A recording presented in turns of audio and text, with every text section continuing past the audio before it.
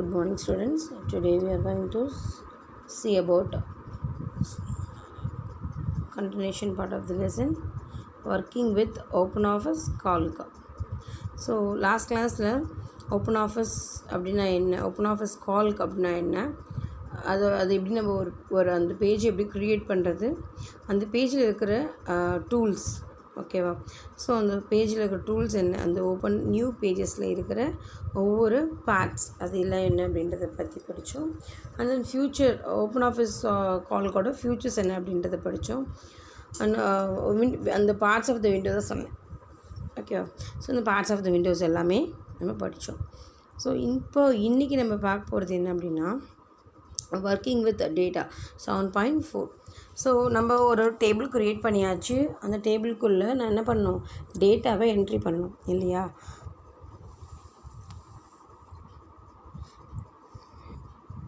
கீழே கொடுத்துருக்காங்க பாருங்கள். When you open a new spreadsheet, the cell pointer is located in a cell. So செல்குள்ளே நம்ம இப்போ ஒரு OpenOffice காலுக்கு வந்து நான் க்ரியேட் பண்ணிட்டேன், OpenOffice ஸ்ப்ரெட்ஷீட் க்ரியேட் பண்ணிட்டேன் அப்படின்னா அது ஓப்பன் ஆன பிறகு எனக்கு அந்த எப்போதுமே என் கர்சர் வந்து பிளிங்க் ஆகும் இல்லையா.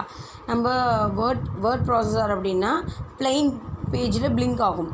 பட் இந்த ஒர்க் ஷீட்டில் என்ன எனக்கு எப்படி பிளிங்க் ஆகும் அப்படின்னா அந்த லைனு அந்த செல்குள்ளே, ஹோம் செல்குள்ளே எனக்கு பிளிங்க் ஆகும். ஸோ எனக்கு என்னோடய கர்சர் எங்கே வேணுமோ அந்த இடத்துல நான் மூவ் பண்ணி வச்சுட்டு ஒர்க் பண்ணலாம். இல்லை எனக்கு அதே ஓகே அப்படின்னா நான் என்ன பண்ணலாம், அந்த பிளிங்கிங் அந்த பாயிண்டர்லேருந்து கண்டினியூ பண்ணலாம். Cell pointer can be moved anywhere in the spreadsheet using the direction key. நீங்கள் டைரக்ஷன்ஸ் கீஸ் வந்து யூஸ் பண்ணி கீபோர்டு மூலியமாக மூவ் பண்ணலாம். அட் த சேம் டைம் எனக்கு அது வேண்டாம், நான் மவுஸ் மூலியமாக மூவ் பண்ணிக்கிறேன் அப்படின்னா மவுஸ் மூலியமாக கூட மூவ் பண்ணிக்கலாம். Tab key is used to move a cell pointer towards the right side or forward direction. So இது கேட்பாங்கப்பா ஒன் வேர்ட்ஸில். ஸோ டேப் கீ வந்து எப்படி வந்து நமக்கு மூவ் ஆகுது அப்படின்னு கேட்பாங்க. So move the cell pointer towards right side or forward direction. So எனக்கு என்ன ஆகும், ஃபார்வர்ட் போகும். அந்த ஆரோ மார்க் போட்டு பார்த்தீங்கன்னா தெரியும், ஃபார்வர்டு ஆரோ மார்க்கு, இல்லைனா ரைட் சைடில் எனக்கு மூவ் ஆகும் டேப் கீ யூஸ் பண்ணால். ஷிஃப்ட் ப்ளஸ் டேப் அப்படின்னா move backward. That means from right to left, ஓகேவா. ஷிஃப்ட் ப்ளஸ் டேப் போட்டேன்னா இதுக்கு ஆப்போசிட்டாக மூவ் ஆகும்.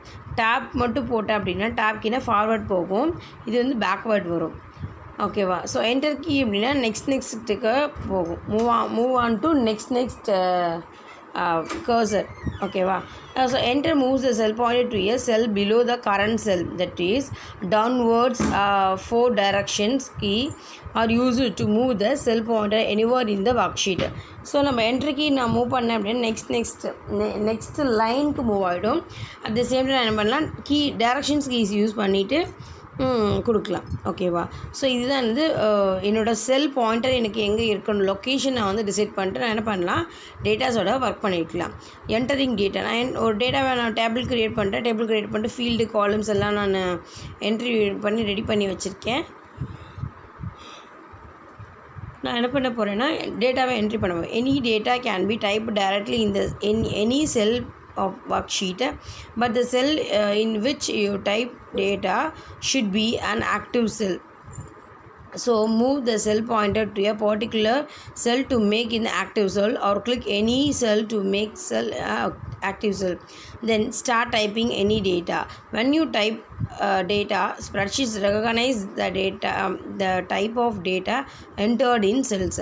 ஸோ நான் என்ன பண்ண சொல்கிறேன், இந்த பேராகிராஃப் என்ன சொல்கிறாங்க அப்படின்னா, நீங்கள் எந்த இடத்துல வேணால் உங்களோட டேட்டாஸை என்ட்ரி பண்ண ஆரம்பிச்சிடலாம். அந்த டேட்டாவை நீங்கள் என்ன பண்ணணும் அப்படின்னா,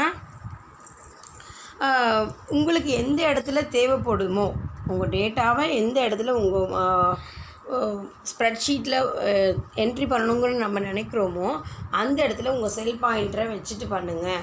ஸோ அந்த எந்த இடத்துல நம்ம வைக்கிறோமோ அதுதான் என்ன சொல்கிறாங்க, ஆக்டிவ் செல் அப்படின்னு சொல்கிறாங்க.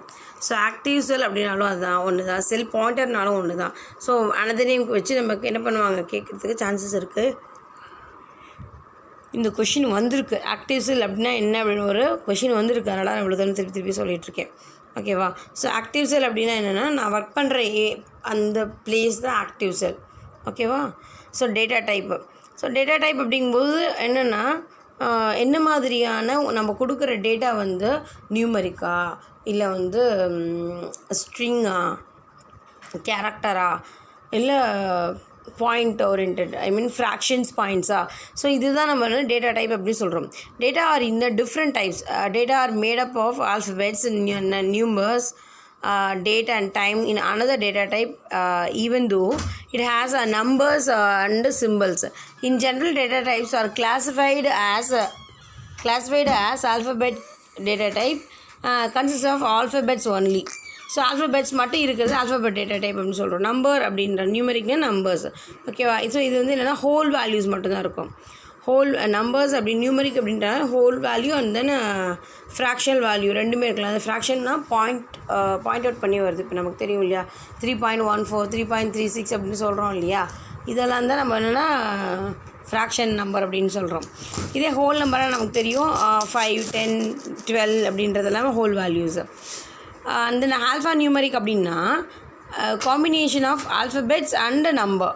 அது கேரக்டரையும் எடுத்துக்கணும், அட் த சேம் டைம் நமக்கு நம்பரையும் எடுத்துக்கும். அதுதான் சொல்கிறேன் ஆல்ஃபா நியூமரிக் அப்படின்னு சொல்லலாம். நம்ம நம்பர் சிஸ்டமில் இதை பற்றி படிச்சிருக்கோம் இல்லையா. டேட்டா டைப்பு ஒன்லி என்ன பண்ணும், டேட்டை மட்டும் அது எடுத்துக்கும்.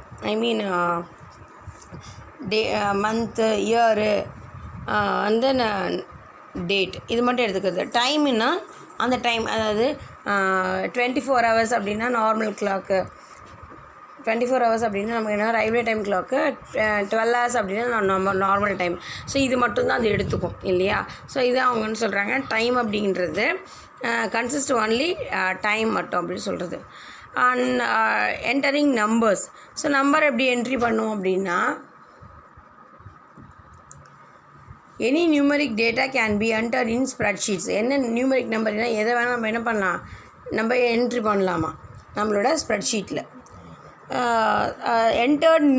entered numbers are aligned to the right side within the cell by default. So நான் நம்பர் என்ட்ரி பண்ண பிறகு இந்த என்டரிங் நம்பரில் நம்ம எந்த நம்பர் என்ட்ரி பண்ணாலும் என்ட்ரு கொடுத்தாலும் லெஃப்ட் சைடில் ஆரம்பிக்கும்போது டீஃபால்ட்டாக என்ன ஆகும்னா ரைட் சைடில் நம்பர் வந்து ப்ளேஸ் ஆகிடும். ஸோ இதுதான் வந்து நம்பரிங், என்டரிங் நம்பர்ஸ். ஸோ இது வந்து பாசிட்டிவ் நம்பர். இது நெகட்டிவ் நம்பராக இருந்ததுன்னா நம்ம மைனஸ் சிம்பிள் வந்து என்ட்ரி பண்ணணும். அதர்வைஸ் நம்ம என்ன பண்ணணும்னா ப்ராக்கெட்குள்ளே கொடுக்கணும். இன்கேஸ் நீங்கள் ப்ராக்கெட்டில் கொடுத்துட்டீங்க அப்படின்னா அது என்ன ஆகும், அது பாசிட்டிவ் நம்பராக இருந்தாலுமே அது நெகட்டிவாக தான் எடுத்துக்கும். ஸோ இது நம்மளோட ரூல் இல்லையா.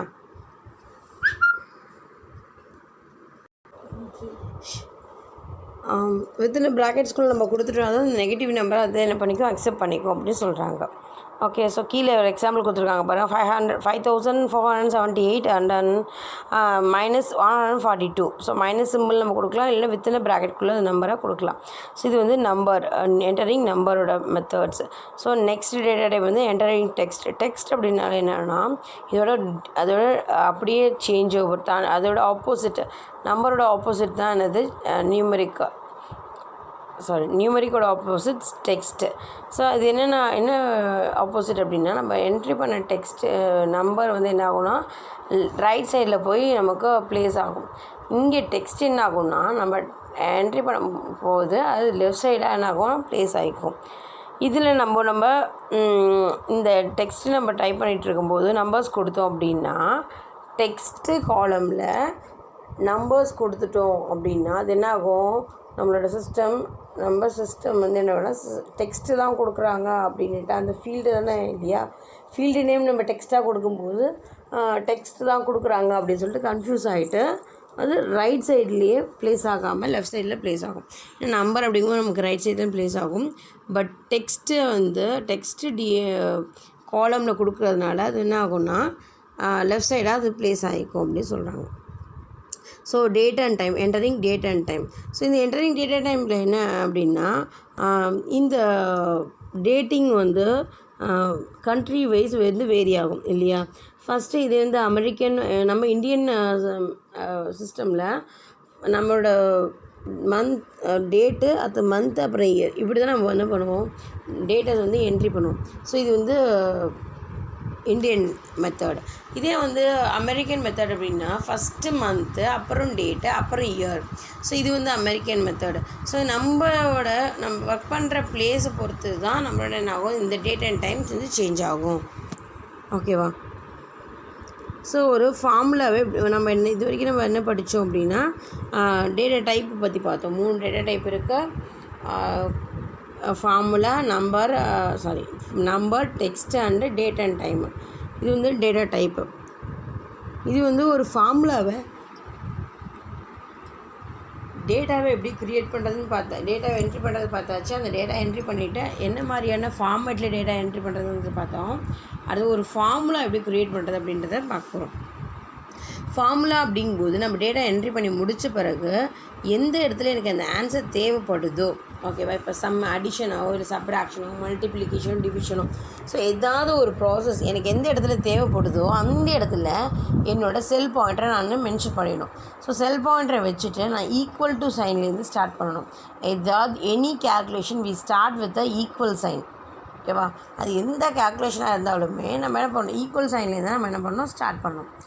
ஸ்டார்ட் பண்ணி முடிச்சுட்டு அதுக்கப்புறம் எந்த ரெஃபரன்ஸில் நம்ம கொடுக்கணும்.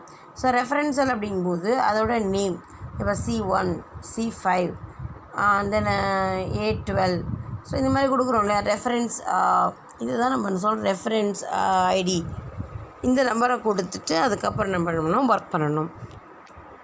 ஸோ நமக்கு என்ன மாதிரியான ப்ராசஸ் நமக்கு தேவைப்படுதோ அதை நம்ம கொடுக்கணும். இதுதான் வந்து ஒரு ஃபார்முலாவை க்ரியேட் பண்ணுற மெத்தடு. ஃபார்முலா க்ரியேட் பண்ணியாச்சு. என்ன மாதிரியான ப்ராசஸ் அப்படிங்கிறத ஆப்ரேட்டர்ஸ் வச்சு நம்ம என்ன பண்ணுவோம், முடிவு பண்ணுவோம். ஸோ ஆப்ரேட்டர்ஸ் அப்படிங்கும்போது நமக்கு ஆல்ரெடி தெரிஞ்ச ஒரு விஷயந்தான். Arithmetic, relational, reference and text operator. இந்த 4 ஆப்ரேட்டர்ஸ் நம்ம கால்குல இருக்குது. அரித்மெட்டிக் அப்படின்னா நமக்கு தெரியும், addition, subtraction, multiplication, division and then module. இதெல்லாமே என்னதுன்னா அரித்மெட்டிக். அடிஷன் தெரியும், சப்ராக்ஷன், டிவிஷன். இந்த பர்சன்டேஜ் என்ன அப்படின்னா நான் எந்த வேல்யூவை கொடுத்துருக்கேனோ அந்த வேல்யூக்கான பர்சன்டேஜ் எனக்கு என்ன பண்ணணும், கேல்குலேட் பண்ணி கொடுக்கறது தான் பர்சன்டேஜோட ஜாப். ஓகேவா? ஸோ இது வந்து அரித்மெட்டிக் ஆப்ரேட்டர். இது ரிலேஷனல் அப்படிங்கும்போது comparative. So relation operator another name என்ன அப்படின்னா கம்பேரிட்டிவ் ஆப்ரேட்டர். ஸோ இந்த ஆப்ரேட்டர் என்ன பண்ணணும் நமக்கு அப்படின்னா 2 வேல்யூ ஈக்குவலாக இல்லையா, கிரேட்டர் தானா லெஸ் தானா அப்படின்னு செக் பண்ணுறது தான் இந்த கம்பேரிட்டிவோட ஜாபு. ஸோ இந்த கம்பேரிட்டிவில் நமக்கு எத்தனை இருக்குது பாருங்கள், greater than, less than, greater than equal to, less than equal to, not equal to. So இந்த மாதிரியான நிறைய ஆப்ரேட்டர்ஸ் வந்து நம்ம யூஸ் பண்ணுவோம். ரெஃபரன்ஸ் ஆப்ரேட்டர் அப்படிங்கும்போது நம்மளோட அந்த குரூப் ஆஃப் செல்ஸ் இருக்குது இல்லையா, அதுதான் நம்ம என்ன பண்ணுவோம், ரெஃபரன்ஸ் ஆப்ரேட்டர்னு சொல்லுவோம். ஸோ குரூப் ஆஃப் செல்ஸ் அப்படிங்கும்போது இங்கே A1, X1, A2, Z2 அப்படின்னு கொடுக்குறோம் இல்லையா. ஸோ அந்த நம்பர் வேல்யூஸ் அதுதான் நம்ம வந்து ரெஃபரன்ஸ் அப்படின்னு சொல்கிறோம். ஸோ இதுக்கான சிம்பிள் வந்து என்ன, ரெஃபரன்ஸ் ஆப்ரேட்டரோட சிம்பிள் என்ன அப்படின்னா கோலன் சிம்பிள் தான் நம்ம reference operator use பண்ணுறதான simple.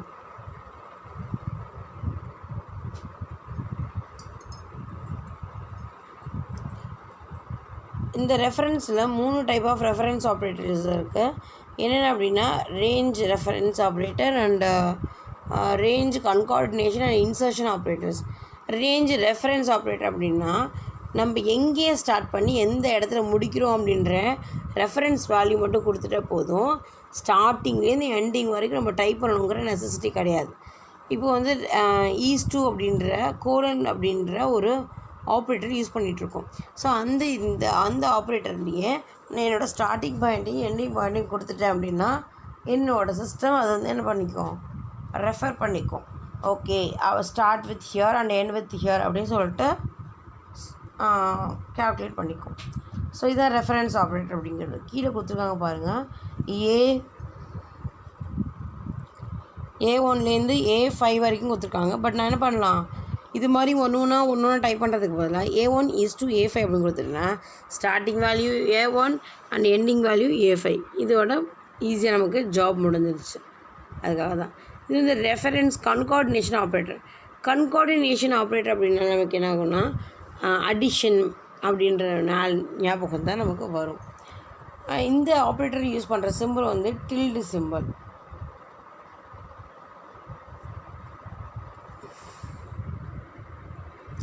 So concatenation அப்படின்னாலே merge தாம்மா கன்கார்டினேஷன் அப்படி சொல்லிட்டு.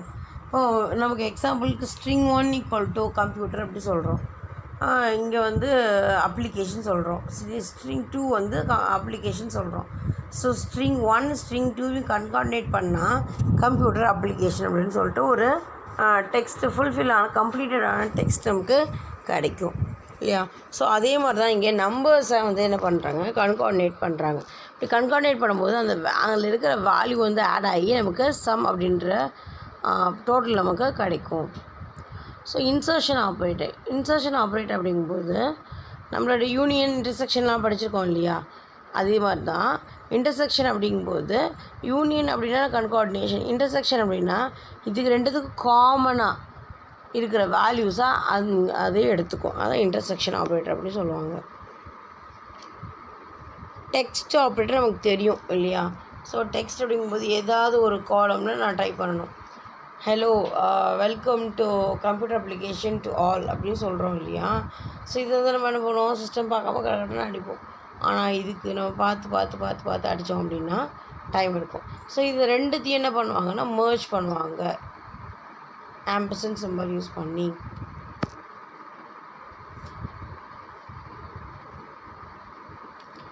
Construction of formula. ஸோ நான் என்ன பண்ணிட்டேன், ஒரு டேட்டாவை என்ட்ரி பண்ணி ஒரு டேபிள் க்ரியேட் பண்ணிட்டேன். ஃபஸ்ட்டு அந்த டேபிள் க்ரியேட் பண்ணிட்டு அதுக்கான டூல்ஸ் எல்லாம் என்னென்னு பார்த்துட்டேன். அந்த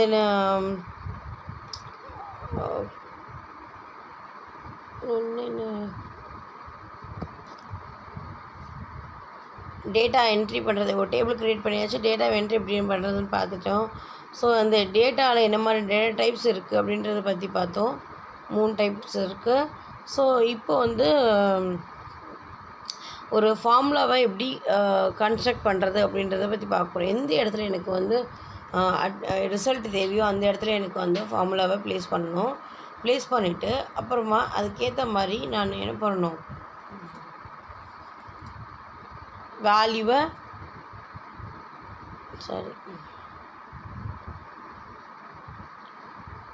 படித்து ஒரு லைனை சொல்கிறேன். Cell pointer should be in the cell of which you want to display the result. So எந்த இடத்துல எனக்கு டிஸ்பிளே பண்ண போகிறனோ அந்த ரிசல்ட்ஸை எனக்கு தேவையான இன்ஃபர்மேஷனை வாங்க போகிறனோ அந்த இடத்துல என் கர்சர் இருக்கணும் அப்படின்னு சொல்கிறாங்க. And formula should be begin with sign simple. என்ன மாதிரியான சைன் சிம்பிள் யூஸ் பண்ணுறோம் அப்படின்னு எனக்கு தெரியும்.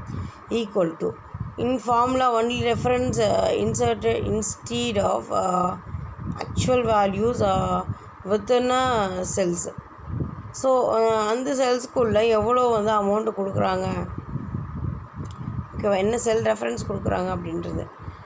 ஸோ இந்த இதெல்லாமே நம்ம வந்து போர்ட் மாஸ் அப்படின்ற ஒரு ரூல் கொடுத்துருக்காங்க, அதை ஃபாலோ பண்ணி தான் செய்யணும் அப்படின்னு சொல்கிறாங்க. ஸோ இந்த ஜெனரல் ஃபார்மேட் என்ன அப்படின்னா cell reference exponent cell reference operator. So என்ன செல்ஃப் ரெஃபரன்ஸு A1 B1 அப்படி சொல்லிட்டு ட்ரை பண்ணுறது. ஆப்ரேட்டர் அப்படிங்கும்போது அடிஷனாக சப்ராக்ஷன் அவனுக்கு என்ன தேவையோ அந்த இடத்துல அதை நம்ம மென்ஷன் பண்ணணும்.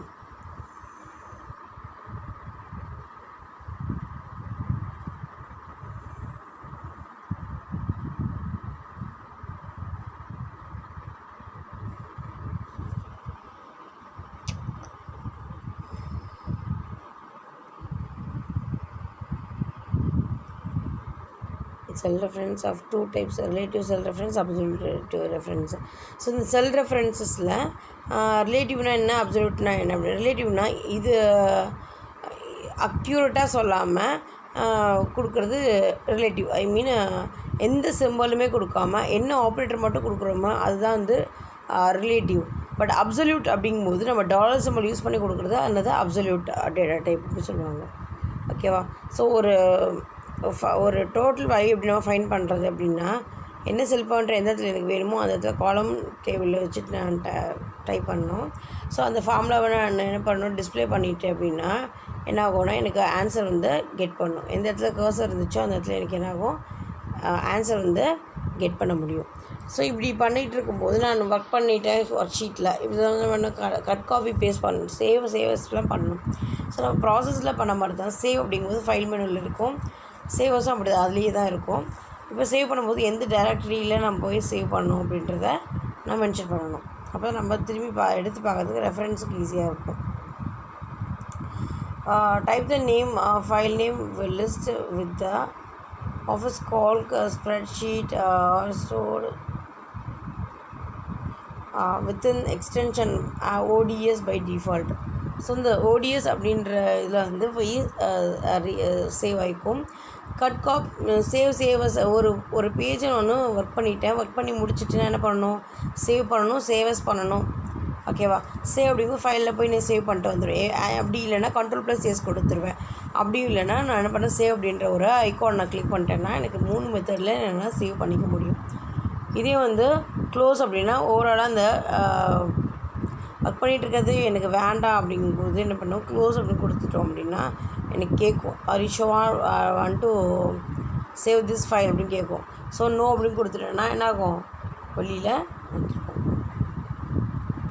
ஓப்பன் ஆல்ரெடி இருக்கிறத நான் ஓப்பன் பண்ண போகிறேன். இப்போ நான் ஒர்க் பண்ணிகிட்ருக்கேன், அதை ஒர்க் பண்ணிகிட்டு இருக்கிறத ஓப்பன் பண்ண போகிறேன் அப்படின்னா என்ன பண்ணணும், ஓப்பனில் போய் நம்மளோட நேமை டைப் பண்ணிட்டு எனக்கு வந்துடும். ஓகேவா?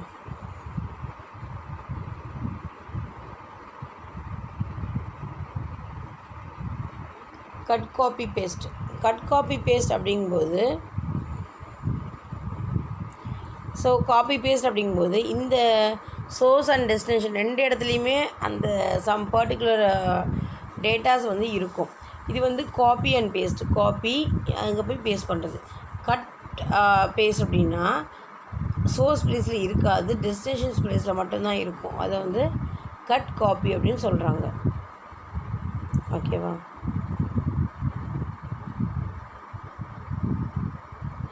ஓகே, ஸோ ரிமைனிங் கிளாஸஸ் வந்து நெக்ஸ்ட் கிளாஸில் நம்ம பார்க்கலாம். Okay, thank you students.